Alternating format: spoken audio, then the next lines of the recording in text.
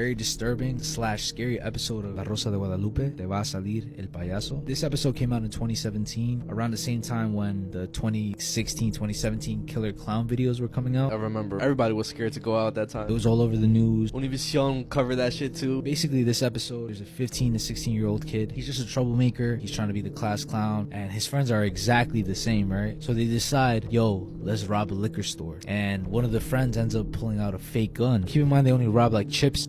They just wanted to do it because they're bored. Some time passes and they're scrolling through the internet and they come across these videos that are going viral. The clown videos. They want to be part of it. This is low-key when it starts getting a little dark. They catch this old lady. She's walking in the street at night alone. So she ends up getting so scared that she basically gets a heart attack and dies. And it doesn't even stop them, bro, because after that, they post the video and they continue doing it. Their very last victim, right, is a young kid. He was walking from the grocery store or something like that. They catch him. They start doing the same. He starts screaming for help. His pops comes out. The whole neighborhood starts waking up. The whole neighborhood starts saying, yo, those are the motherfuckers that have been like terrorizing the whole town. No, don't tell me. Don't. Let's get them. They get cornered. One of the friends pulls out the fake gun. Someone in the crowd pulls a real gun out and is like, ahora sí te va a salir el payaso. He ends up shooting him, bro. What the? Aguas, aguas. Ahora sí, les va a salir el payaso. No fuck. Trump stuff right here, and here's where some of the weirdest ones are. So people have pointed out this card as being a lot like Trump. Like this card was in the news that people said it looks exactly like Trump, and it literally says at any time, at any place, our snipers can drop you. Have a nice day. And it looks exactly like a picture. There's one picture in particular of Trump yelling, and I mean the wording on that, the fact that it looks like him, the sniper fact, his kind of politics that he's campaigned on, really bizarre. That's a freaky card to me. It really looks exactly like him. I mean, I can't. That's really bizarre. There's also this card that people thought seems like it could be linked to Trump. Near miss, like they tried to take him out but they didn't, which is an event. Teflon coating, meaning that the person's like essentially indestructible, which people think is talking about Trump. Play this card when a personality is attacked and enemy media groups are involved. So it's interesting, you know, Trump being attacked twice and them not being able to touch him, I thought was a really interesting part of that card that seems relevant. Then you've got a blonde-haired guy with bullets on his head. The second bullet looks, you know, like it shot right next to his ear, kind of like the first assassination attempt, how it whizzed right by his ear, which is just another. There's a lot of like sniping and assassinations in this game, and they all, I don't know, they seem like very relevant nowadays after the stuff that happened this year. There's also obviously the sniper card you can find your own relevance in. This is the Russian lathe incident, one of the worst things ever recorded explained. The video that I'm about to explain to you has left many people traumatized, so whatever you do, don't go looking for it. The video is pretty short, coming in at 52 seconds in length, and it's not known where in Russia this took place. And it's a mystery to how this footage made its way onto the internet. As you play the video, you see a man walk towards the lathe machine, which he assumes is off. The man is wearing baggy clothes and some kind of jacket, and wearing loose clothing around a lathe machine is a no-no, since it can be sucked up into the machine, as this man found out. After the man approaches the machine, he seems to reach over it, but the rotating pole seems to get stuck on one of his sleeves, and it then drags the man into the machine. Initially, it doesn't kill the man. Instead, it traps his arm around the rotating pole, and the machine appears to have stopped. But after a couple seconds, the machine seems to start again, and this time dragging the poor man's entire body into the machine, rotating it around and around and around. As his limbs hit the ground after each rotation, you see red mist appear, and after a few more seconds, chunks of flesh and body parts start to fly off the machine. A man then walks into the shot and he sees what's happening to his coworker. And with a look of shock, he quickly turns off the machine, but it was too late. His coworker's body has been completely torn apart into multiple pieces, and the machine is a bloody mess. There are a collection of still images from the aftermath of the incident which shows how unrecognizable the man's body is. In one photo, you see what appears to be a tibia with no flesh around it lying on the ground. And in another photo, you see the victim's severed and crushed head underneath the machine. It's absolutely disturbing and awful to look at. This video is hard to explain and hard to watch. It's extremely gruesome and disturbing, and I really don't recommend looking for it. After mistakenly being released from prison early, a man fed his neighbor to his family. It was 2021 in Oklahoma. Lawrence Anderson had spent 3 years in prison. Now, he'd initially been put behind bars for supplying substances to a teenager, which ultimately led to that teenager passing away. Lawrence was supposed to spend 20 years behind bars for his part in Austin Fox's death. However, in January, a clerical error would lead to 3 innocent people being killed. Lawrence's prison sentence was accidentally commuted, meaning he was free to go. On the 9th of February that year, all hell would break loose. He broke into the home of his family's neighbour, Andrea Blankenship, and stabbed her nearly 40 times. Horrifically, he then cut out her eye, stomach, and heart.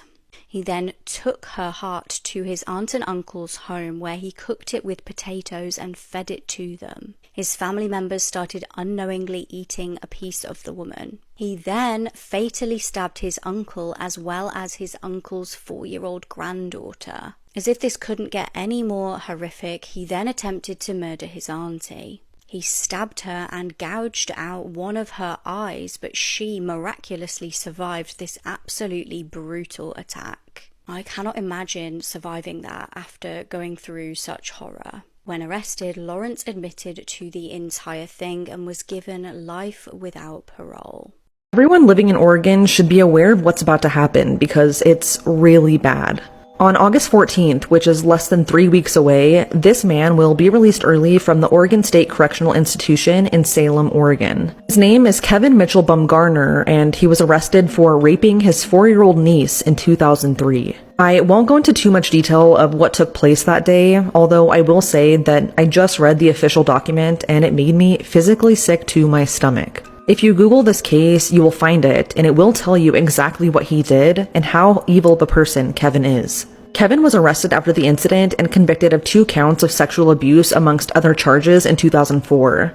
But in 2020, he filed to change his name with the state while still incarcerated, and with the judge's signature, his legal name is now Kevin Mitchell Golden. So in a few weeks, not only will a sexual predator be released, he will be released under a completely new name. Kevin was originally sentenced to 61 years, but once released on the earliest possible release date, which is August 14th, he will have only served just under 19 years. 19 years for doing what he did to a helpless 4-year-old little girl. Now his niece is all grown up, but this is what she had to say about his upcoming release. She wants everyone to know that these monsters are not always just a stranger in a van. Sometimes they are people you trust. People in your own home. In terms of what we can do to possibly stop this man from being released early, my only guess is to contact the Oregon Board of Parole. Or you can contact the governor of Oregon, Tina Kotek, and plead with them to not release this man. If he did this once, then he's capable of doing it again, and we can't let that happen. Can't find any other pictures of him, so this is all we have to go off of. Please help if you can. The man in this video has been missing for an entire week. His name is Tyler Weathersby. He's 31 years old, and he's from my hometown of Sioux Falls, South Dakota. This is the last footage captured of him where he was walking alone last Wednesday morning. Now, this is just really confusing. Tyler left his home last Wednesday morning. He was going on a walk by himself. It was a perfectly clear, sunny day. According to those who know Tyler, he wasn't intoxicated in any way, and he was acting completely normally. But after going for that walk, literally in broad daylight, he disappeared. Authorities have been searching for the last week all over Sioux Falls, and they have no idea where he could have gone. Tyler himself is pretty active on social media. He runs a podcast and some online businesses, so it's really uncharacteristic for him to have just vanished. And I'm from Sioux Falls. This sort of a thing does not happen there. I mean, this is South Dakota. We've only had like 1 serial killer case in our entire history, and that case only involved 2 or 3 murders. Nothing strange really ever happens in Sioux Falls. Something also to note here is that Tyler is married to Mona Lisa Perez. I actually knew Mona Lisa through school, and you might remember Mona Lisa from a famous internet video where her significant other wanted to start a YouTube channel and ended up dying on camera from a stunt they were trying to pull. So this is just really weird stuff. If you are in the Sioux Falls area, the South Dakota area, I know that there's less than 1 million people in South Dakota, so there's not very many of you. Keep an eye out for Tyler because it's really strange how he just walked out and vanished. Nuevo Leon, Mexico, there's this paranormal phenomenon. Whenever you're driving on this short road and you come across this cross on the side of the road, if you turn your radio station to 690 AM, you'll hear a distorted ambulance noise in the background. They interviewed the people in the town as well, Yeah. and living next to that area, and they said that right there in that spot, a guy got shot, bro. A 26-year-old. They didn't say his name. They didn't even know who he was. It was just some random guy that got shot. The reason why it went viral is because some guy on Facebook, he uploaded it because he heard that a lot of people in that town were telling him that this spot is haunted. So he ended up going. I gotta see this video, bro. Por allá está la cruz. Dale lento, más lento, más lento. ¡A la madre! ¿Dónde está la cruz? Ahí está la cruz. Dale, dale. Everybody was saying that, oh, people were saying it was fake, it's just a hoax. So what he did, he went back, but this time he was on Facebook Live, and he also captured it again. Ya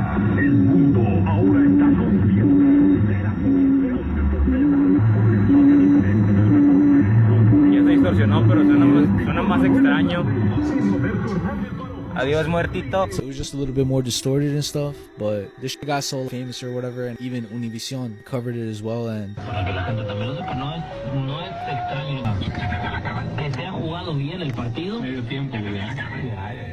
people are kind of skeptical though. They're like in between because people are saying that it could also be an interruption in the frequency and like the whole radio wave and shit like that. But then other people are saying, nah, bro, somebody died there, and we know that. In 27 minutes of entering a hotel room, 24-year-old Colton Wright was shot and killed by his ex-boyfriend. Colton had been dating 25-year-old Brennan Wakey for a few months, but the relationship was pretty toxic, so much so that Colton had actually broken up with him. Brennan was known to be pretty controlling, and he didn't handle the breakup well. He had reportedly become obsessed with Colton and even threatened him. Fast forward to December 9th, 2021.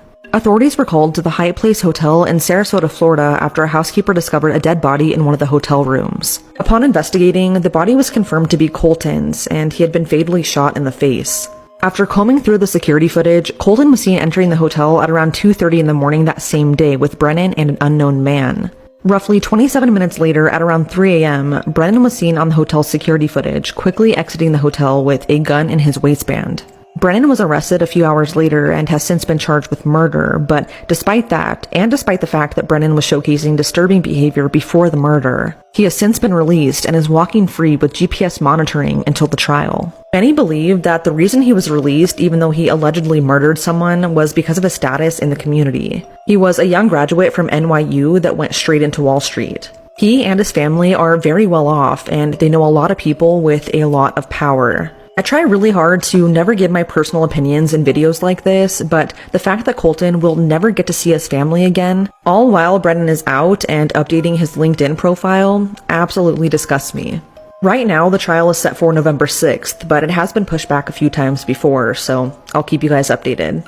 This is the disturbing final photo of Andrew McCauley. His presumed fate is one of my worst nightmares. It was January 2007. Andrew McCauley was a 38-year-old man with a wife and child. The Australian was a keen adventurer and loved kayaking and mountain climbing. He had many mountain climbs under his belt and had travelled to places such as Pakistan and Patagonia. Now, in 2003, he successfully kayaked the Bass Strait without stopping, which was quite an achievement. He was very experienced in solo kayaking, so on the 11th of January, he decided to do something that some would say was crazy. He wanted to set a world record and be the first person to solo kayak without stopping from Tasmania to New Zealand. Well, he thought that he was well equipped for this journey. He'd got a kayak that he'd adapted to make it supposedly safe for this journey.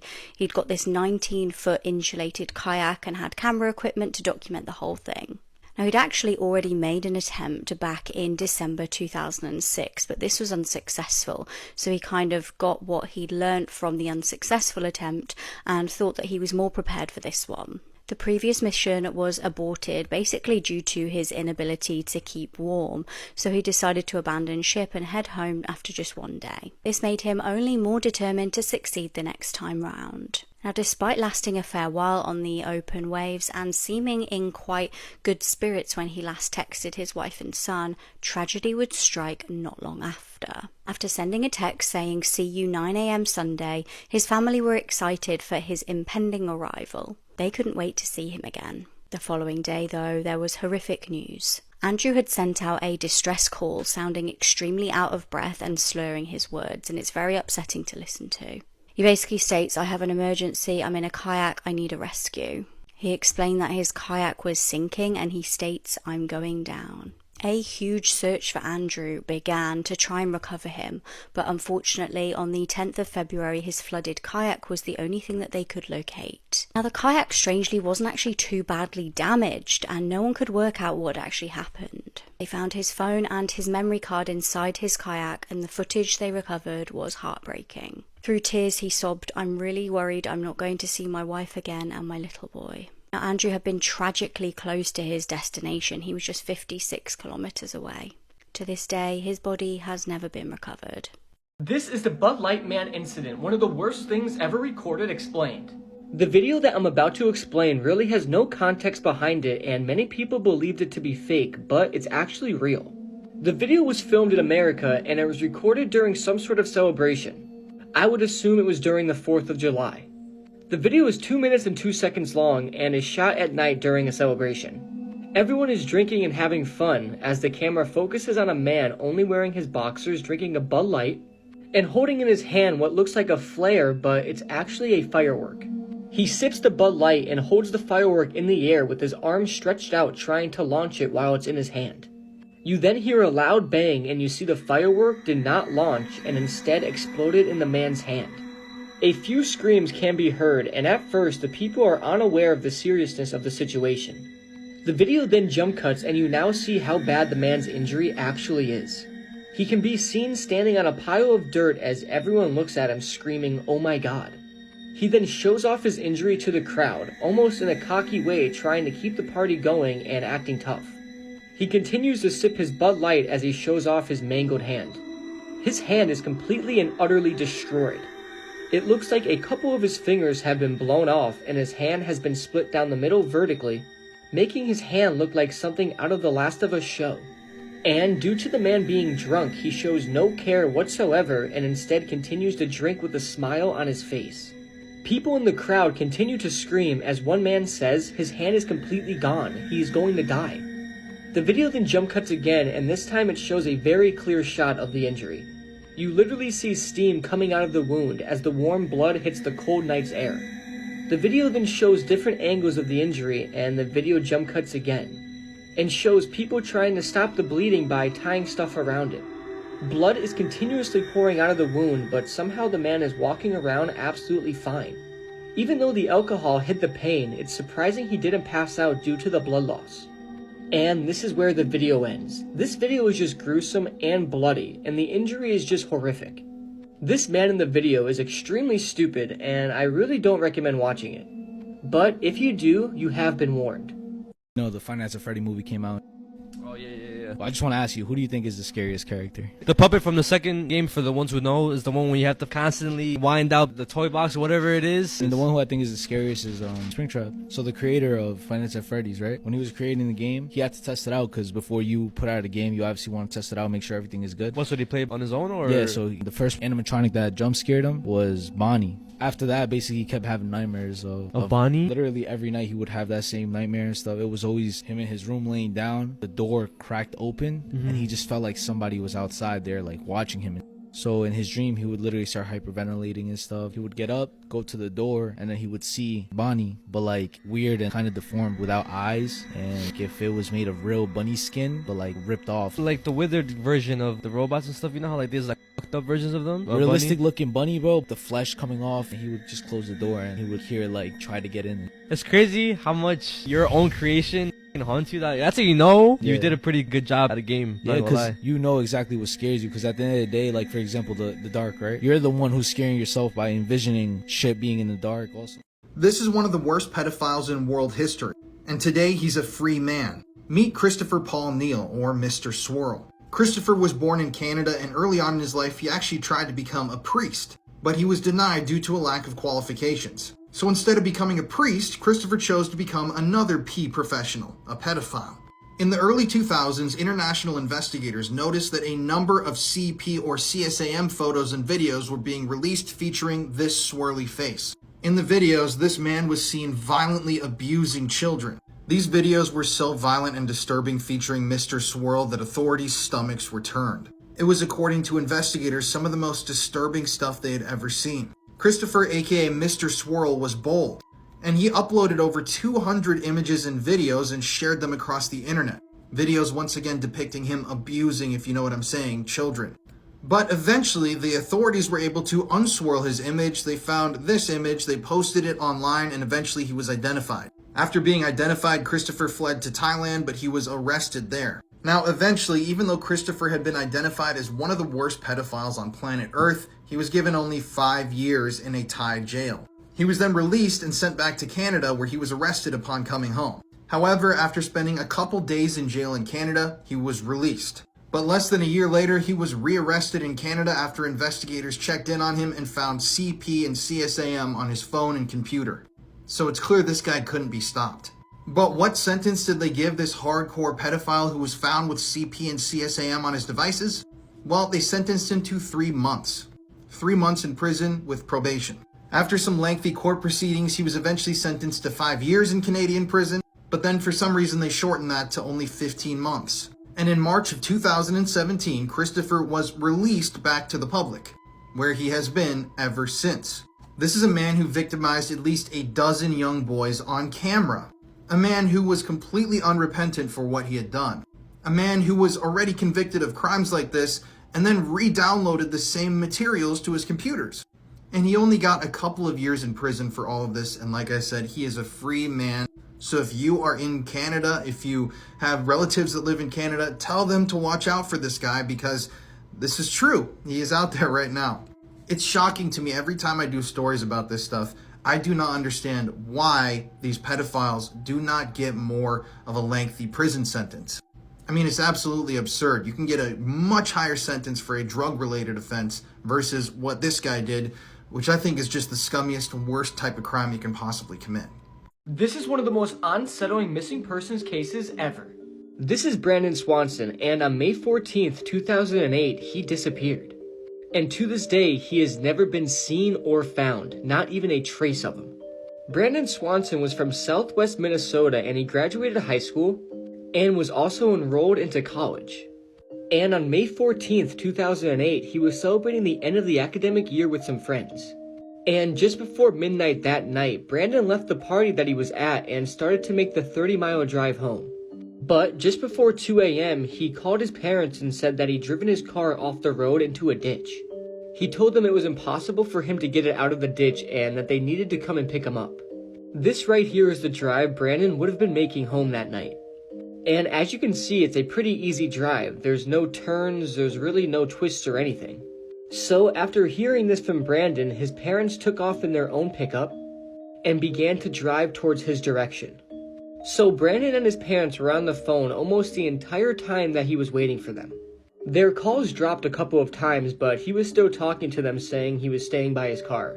Brandon even told them that he was flashing his lights on and off so that they could see him.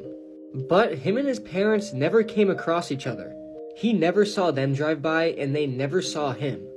So after a little bit, Brandon said that he saw lights from a town about 7 miles ahead of him. So he told his parents that he was going to walk there, and the town's name was Lind. And Brandon said he would go into town and sit at a small bar in the parking lot, waiting for them to pick him up. So his dad, Brian, immediately began driving towards Lind. And he was talking to his son the entire time during the drive. But this is when it gets extremely crazy. 47 minutes into the phone call, something bizarre happens. As Brandon is making the walk to the small town of Lynn, he suddenly screams out, "Oh shit," and interrupts what he was saying, and immediately his end of the line goes silent. His parents then start worrying, asking Brandon, "What was that? What does that mean?" But they hear nothing. It's complete silence. After the phone was silent for a long period of time, his parents hung up the phone and tried to call back. But he never answered. That was the last time he was ever seen or heard from. Search teams then searched the entire area and dogs were brought out and tons of people were looking for Brandon. But no trace of him was ever officially found. But a team of dogs picked up a scent trail that was 3 miles long that led them to an abandoned farm, and then entered a river and got out on the other side. Many people believe that Brandon drowned, but that would make no sense. That his scent trail continued through the river and then onto the other side of the river, and then all the way up to a gravel road where it just stopped. Dogs in later years also picked up scents of human remains in the area, but no trace of Brandon was ever found. Not a piece of clothing, not a fiber of hair, nothing. What makes this case so bizarre is why did Brandon scream out "oh shit" before his phone call went silent? His parents didn't hear the sound of a struggle, they didn't hear the sound of anything, it just went silent. It's like he literally vanished into thin air. To this day, there is no evidence at all that points anybody in any direction as to what happened to Brandon. Let me know your thoughts on this because this is absolutely mind-blowing. A string of murders in Portland, Oregon have now officially been linked and connected back to at least one person of interest. This is everything we know so far. Last month, Portland police shut down online speculation about a possible serial killer in the Pacific Northwest, but now they state otherwise. Concern sparked after 6 women were found dead either on the side of the road or in wooded areas near Portland since February. After news of a possible serial killer went viral, Portland police shut down the rumors, but on Monday, the Multnomah County District Attorney's Office officially announced that the mysterious deaths of these 4 women, Kristen Smith, Charity Lynn Perry, Bridget Webster, and Ashley Reel, are all connected and have been linked to at least one person of interest. The DA's office hasn't officially named the suspect, but many other local agencies say the person of interest is 38-year-old Jesse Lee Calhoun. Jesse has an extensive criminal history and was reported to be living in the area at the time of the murders. He's been in the Snake River Correctional Institution since July 6th on unrelated charges, and he has not yet been charged in the 4 deaths. All 4 victims were found dead between February and May in different locations throughout Oregon.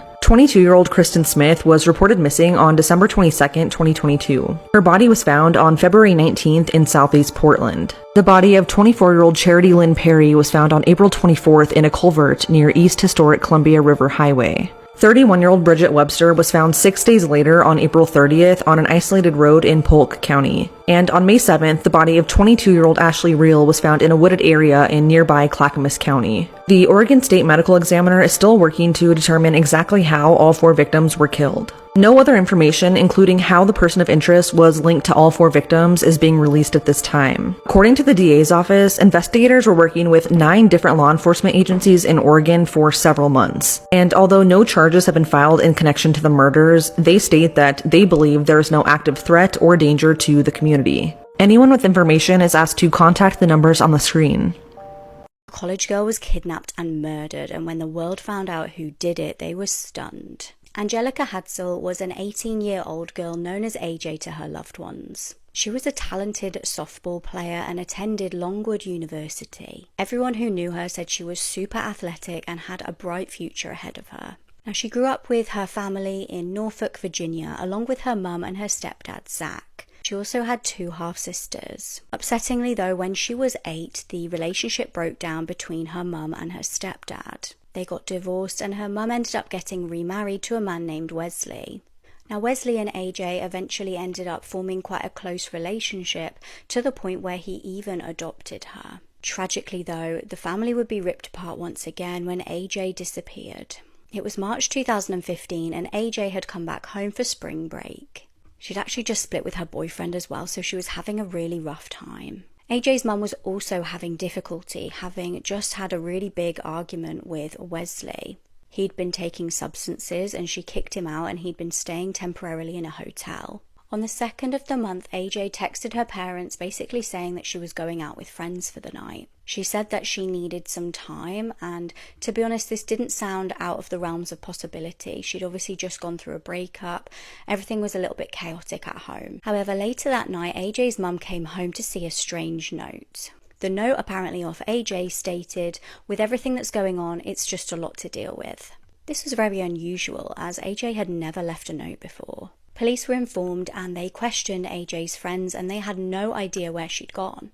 Her stepdad Wesley was also questioned, and he stated that he'd seen her around midday and had given her cash for petrol. Now obviously, with AJ having just gone through a breakup, police actually did question the ex-boyfriend, but he had a very strong alibi, so they were stumped. Then there was a disturbing find. AJ's bank card was discovered by the side of the road by a guy named Corey who dated AJ previously. Claimed to police that he hadn't seen her in months though. Then there was another disturbing find. One of Corey's acquaintances named Andre Barr had found AJ's softball jacket at Corey's house. Now this didn't look good for Corey obviously. Corey though was really adamant that he had no idea how it got there. AJ's stepdad Wesley, meanwhile, took matters into his own hands and started camping outside Corey's house. He was harassing him with messages like, "I know what you did." Then there was a weird twist in this case. This Andre guy was brought in for questioning and ended up admitting that he found the softball jacket at Corey's house because Wesley, the stepdad, had told him to look there. When Wesley was questioned about this, he said, yeah, I did. I broke into Corey's house and I found this jacket there and I didn't want to get in trouble with police for breaking in, so I just told somebody else to look there. Obviously, police were like, "Why did you break into Corey's house?" And he said he was looking for his stepdaughter there.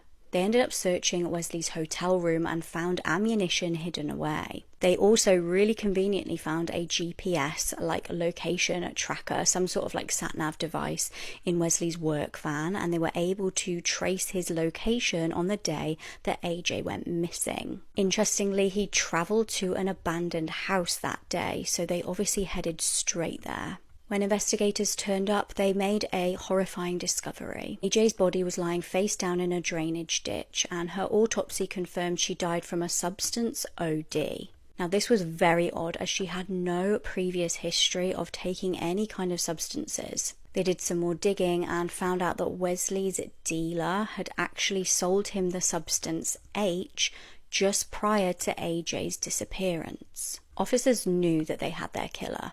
Not only had he murdered his daughter, he'd also tried to frame Corey for this. Now, sickeningly, AJ was found partially clothed, so some people speculate that there was an S motive in this crime. In 2022, Wesley was found guilty and given life in prison, but continues to claim that he is innocent. Hammer coined the phrase, "You can't make this stuff up," might have known the story of real-life boogeyman, Albert Fish. A slight, elderly man with grey hair, no one suspected the kindly single father of being sadistic child murderer and cannibal. Cannibal facts that'll eat at you for days. If you thought Jeffrey Dahmer was picky for not eating people with tattoos, Venezuelan serial killer Dorangel Vargas, who ate 10 people, didn't like his victims to be overweight because he thought that they contained too much cholesterol. On Thanksgiving Day 1991, 23-year-old Omaima Nelson stabbed her sugar daddy William before carving him up and cooking his head in a deep fryer and eating him for dinner. In the 1970s, Jorge Negromonte, also known as the Brazilian Sweeney Todd, would bake his victims into pies before selling them to local townsfolk. After murdering and eating his classmate in 1981, Issei Sagawa was released from prison because of a loophole in Japanese law. 71-year-old Tamara Samsonova murdered and ate at least 11 people and kept a diary detailing her crimes. She's been dubbed the Granny Ripper, and this CCTV footage shows her carrying the head of one of her victims in a saucepan. Here are some facts that you probably didn't know that one day could save your life. Human bites are one of the most dangerous animal bites in the world due to infection rates and the amount of bacteria in our mouth. To stop a bite, brace yourself and push the part of you that's being bitten into their mouth with force so they can't rip into your skin. Palm trees are way heavier than they look, and their branches can randomly fall off without warning. If you're on a sinking ship and you're somehow able to get free, beware. If you're far down enough in the ocean, the water pressure will collapse your lungs. To avoid this, scream all the way to the top. It'll keep the pressure from killing you instantly. Okay, this may sound obvious, but do not eat uncooked slugs or snails. They have parasites that will make you paralyzed and eventually kill you. If you're trying to see if a mirror is two-sided, put your nail against the glass. If there's no gap between your nail and the reflection, run. If someone is stumbling around and sounds drunk but hasn't had any alcohol, ask them to smile. If one side of their face is drooping, get them to the hospital, they're having a stroke. We've been getting some updates on the search for the missing Titanic submersible, but none of them have been very good. On Sunday morning, a submersible heading towards the Titanic wreckage holding 5 people lost signal with a control room. First of all, I didn't know the vessel was the size of a minivan, so everyone's crammed in there. It's also been reported that the vessel has about 40 hours of oxygen left for the 5 passengers. The hardest part of the search and rescue is that there's not many crafts out there that can go as far down as this vessel was going. The pressure at the bottom of the ocean floor is just too much, which they're also saying could be the reason this one went missing. It could have gotten crushed. Not to mention it's pitch black down there, which makes scanning the ocean floor nearly impossible. There actually are boats like one in Boston that have chains that go deep enough to reach the craft. The only problem is it would take the boat too long to get from Boston to the site. Right now they're saying that the best case scenario is that the safety mechanisms went off and the craft slowly rose to the top of the ocean. And now a ton of planes have been deployed to search an area the size of Connecticut in the ocean. And it looks just like this. It's totally flat and pretty gloomy out there. The passengers include a father-son duo, Hamish Hardin, who actually rode into space last year on one of Jeff Bezos' rockets, co-founder of the company Stockton Rush, who's actually seen here holding the actual remote of the vessel, and Paul Henry Nargolet, who's a Titanic specialist. Disneyland doesn't want you to know about the Disney Dark Ages. This is a period of time at the Disney parks known for having the worst ride malfunctions and bloodiest accidents in the park's history. It cost the park millions, it was absolutely the park's fault for it happening, and it's what tonight's episode is going to be all about.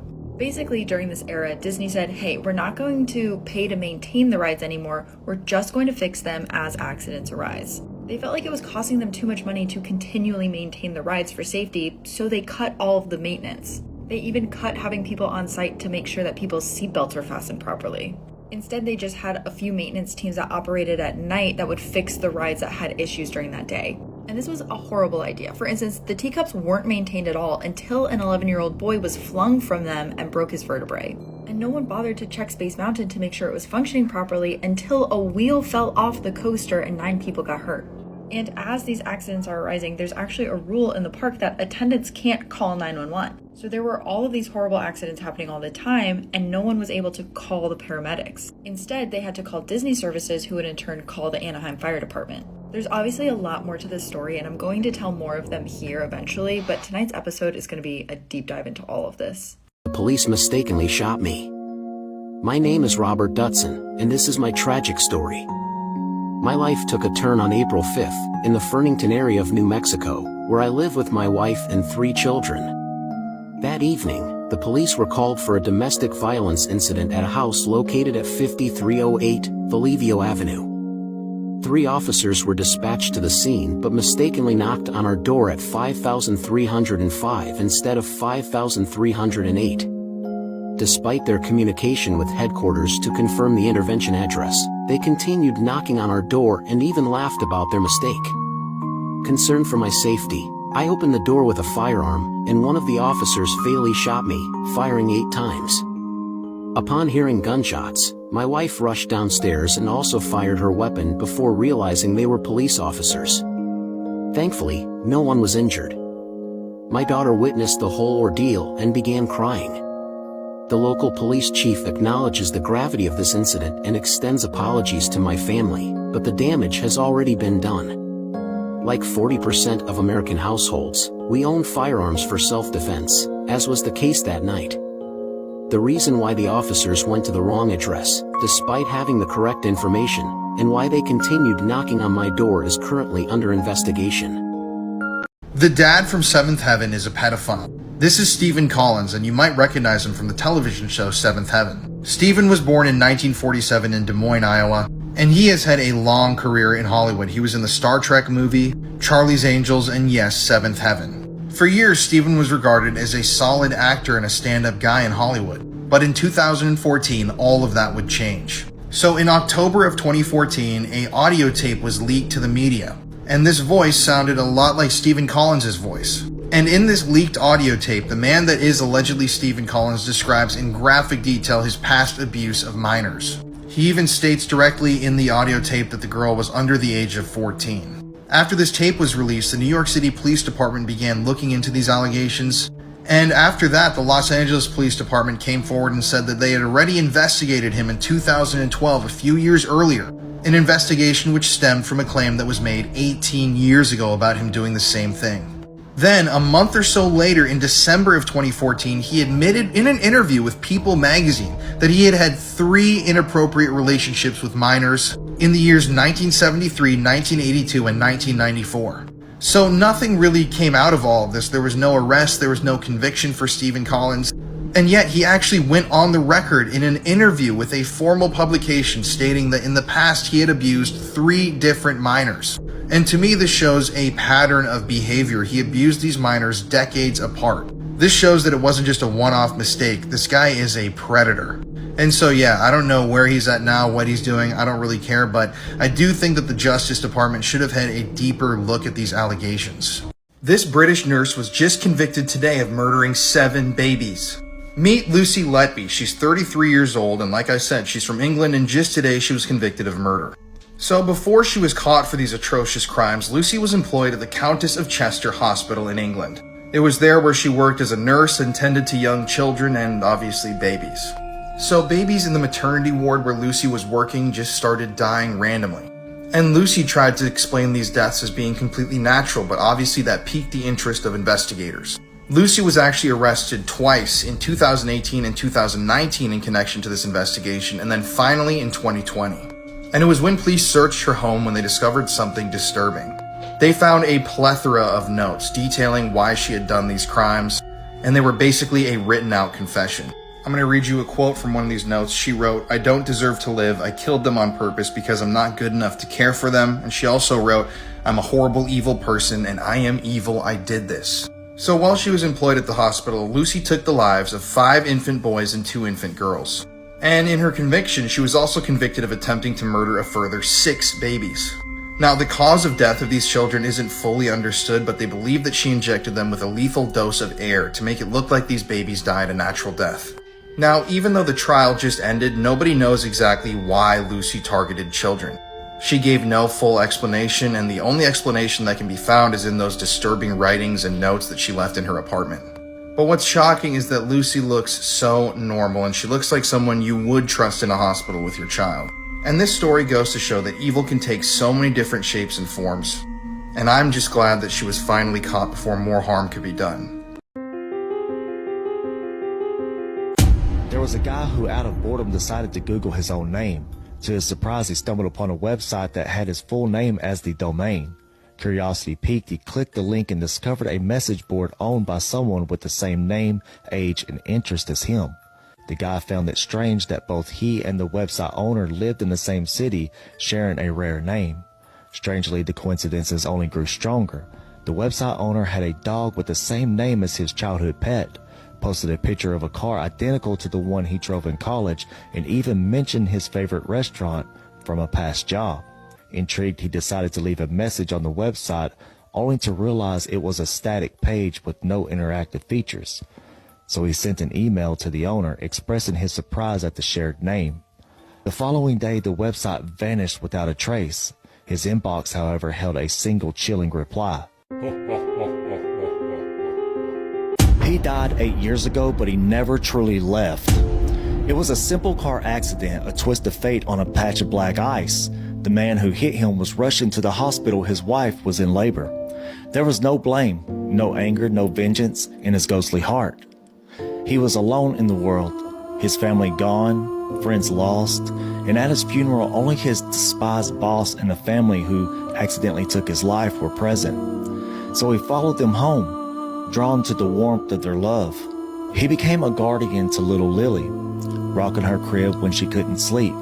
And over time, Jack and Lori, the parents, sensed his presence, accepting him as part of their family. They honored him with candles and a place at their table. But now a threat looms.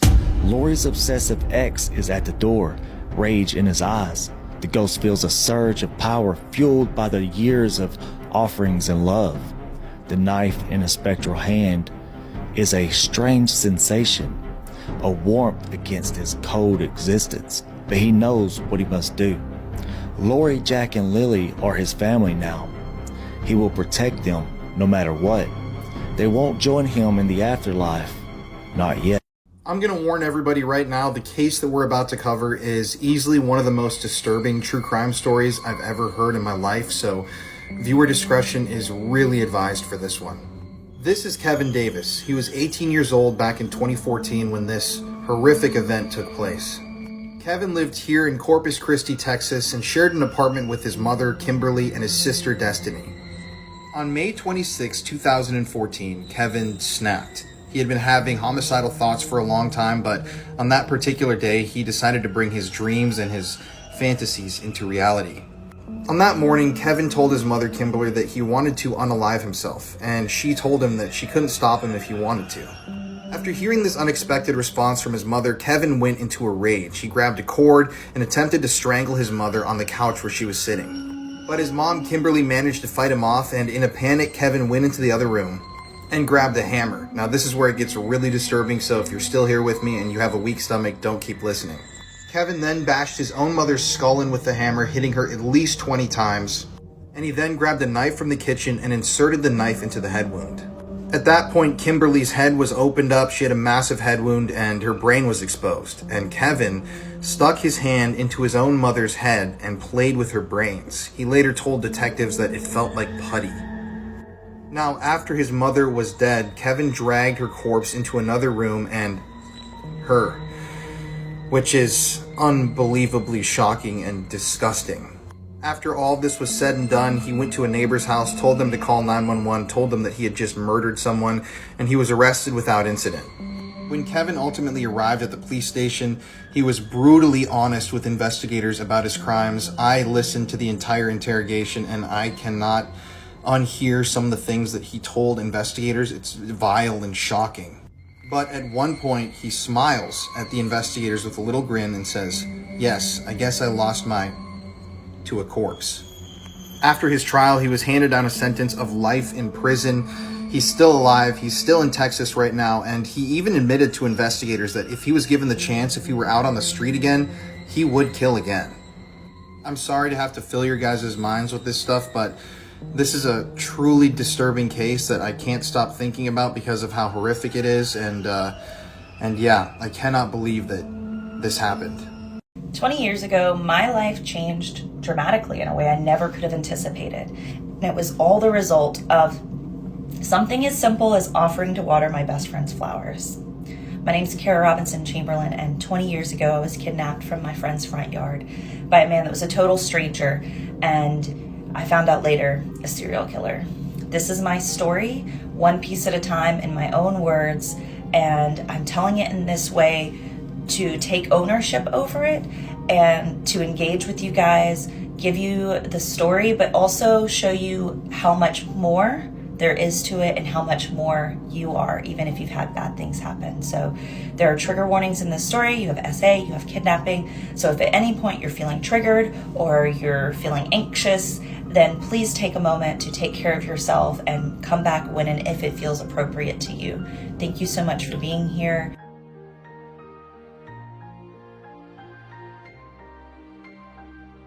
What is some of the crazy stuff people have confessed to as they're dying? Well, in this series, I'm going to read to you some of the craziest ones I could find. This story comes from a hospice nurse that was dealing with a patient who had fought in the Vietnam War. Early on in his treatment, she actually asked him if he had any siblings, and he mentioned that he did have a brother, but he passed away in Vietnam.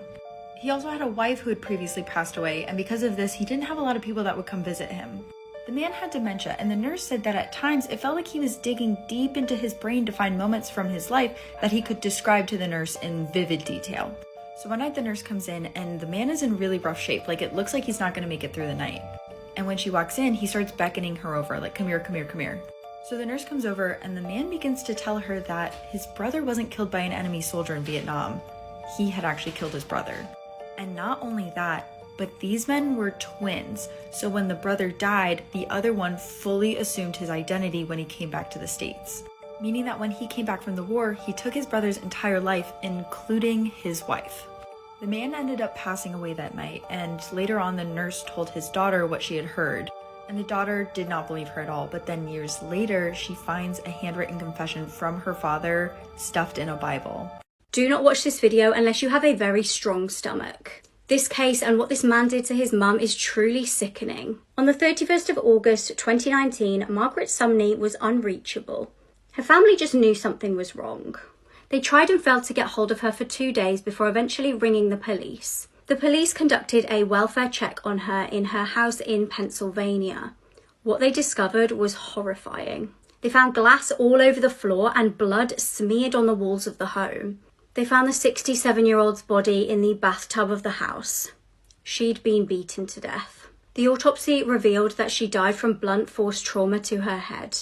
Police interviewed her son David, who initially denied having anything to do with her murder. However, police searched his phone and found some horrific photographs.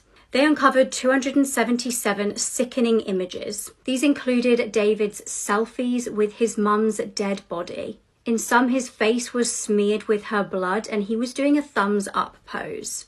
Police also discovered that David was in possession of some of his mum's jewellery and blank cheques. Now, he previously did have a record of assaulting his mother twice, as well as his now deceased father. The same year as his mum's murder, it was alleged that he waterboarded and strangled his ex-girlfriend in an Atlantic City hotel. He apparently slipped through the cracks in the police databases, allowing him to continue to offend. He was soon arrested, and it was found that when he committed his mum's murder, he was taking a large amount of Adderall. His defense argued that due to the substances and alcohol in his system, he had diminished responsibility.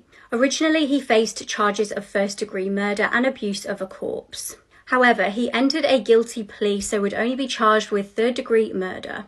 He was sentenced to 20 to 40 years in prison. Terrifyingly, as he's now been in prison since 2019, and due to his good behaviour behind bars, he may be released in just 17 years. Story of Steven Stainer, the boy who disappeared at 8 years old and returned 7 years later. One day, while walking home from school, Steven Stainer was taken into a car. The man brought Steven home and told him that his parents had let him stay the night. That was just the beginning of the 7-year brainwashing that this child would undergo. Steven was given a new name, Dennis, and was even enrolled in schools throughout the next years of his life. According to his teenage friends, he had a pretty normal social life. Everyone thought he was just a normal teenager until one day he broke down in tears. He said he wanted to go home and he missed his family. This is the man who took Steven. His name was Kenneth Eugene Parnell. Throughout the years of Steven's kidnapping, he was sexually molested by this man. Sadly, none of his friends knew it.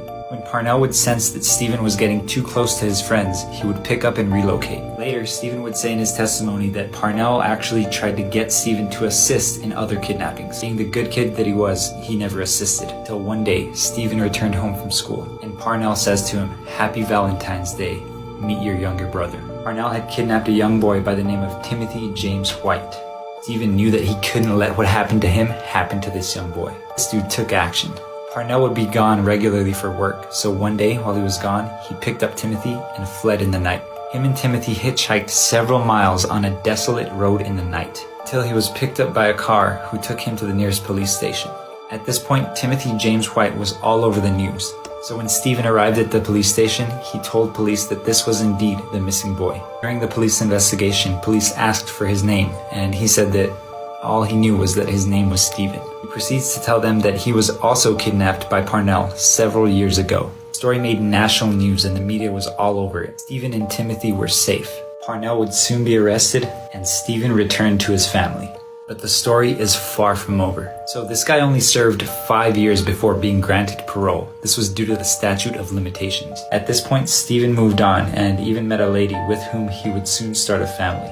Just as Steven's family was beginning to think that they could move on, things take an insane twist. It involves the made-for-TV movie, titled after his famous words, "I know my first name is Steven." It also involves this man, seen standing behind Steven during his media interviews.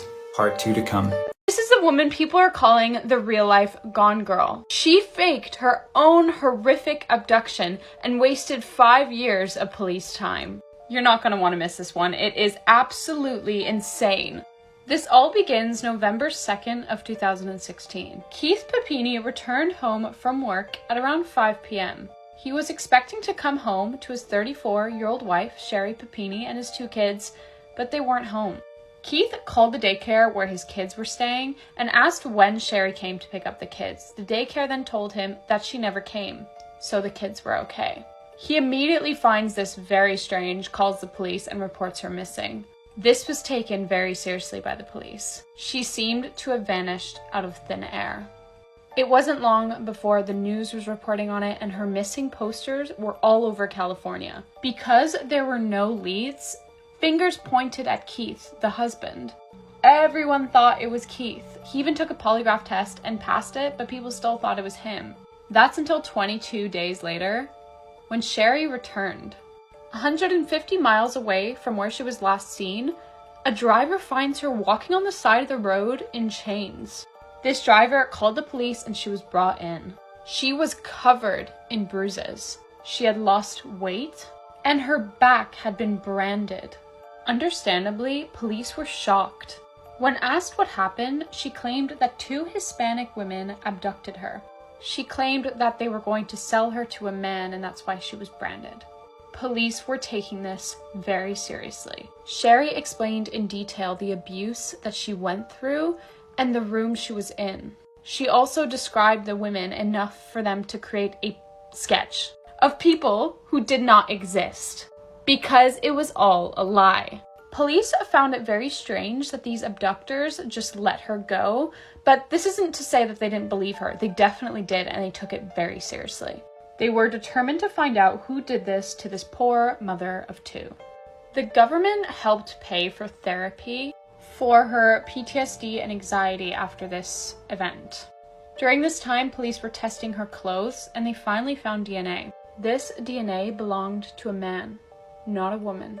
And she apparently encountered no men during this kidnapping. They put it through the police database and nothing came up. That's until 2020 when they decided to put it through a genealogy database, hoping that someone related to the person with this DNA went on like Ancestry or anything like that. With this, they were able to find the exact person with that DNA. And this person was Sherry's ex-boyfriend. The story only gets crazier from here, so come back for part 2. It'll be up the moment I'm done filming.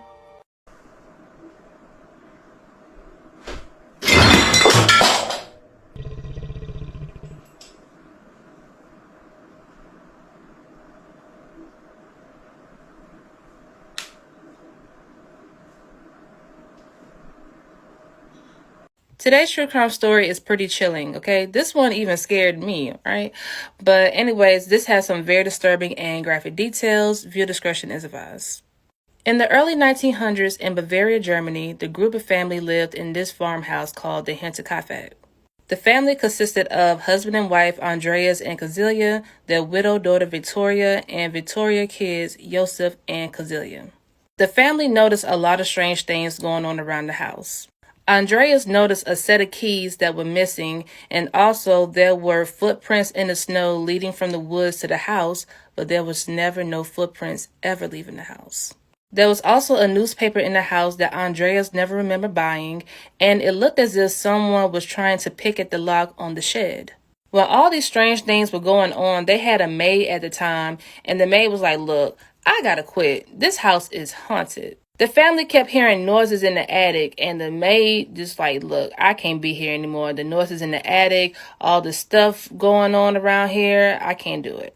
Although strange things continue to happen in the house, the family ends up hiring a new maid named Marie. What the Gruber family did not know was that those strange things would lead to their murder. On the evening of March 31st, 1922, the Gruber family was murdered. Victoria's son Joseph was killed in his crib, and Maria was killed in her bed. What's so crazy about this is that same day, March 31st, 1922, that was the same day that the maid Maria was hired. Meanwhile, the rest of the Gruber family was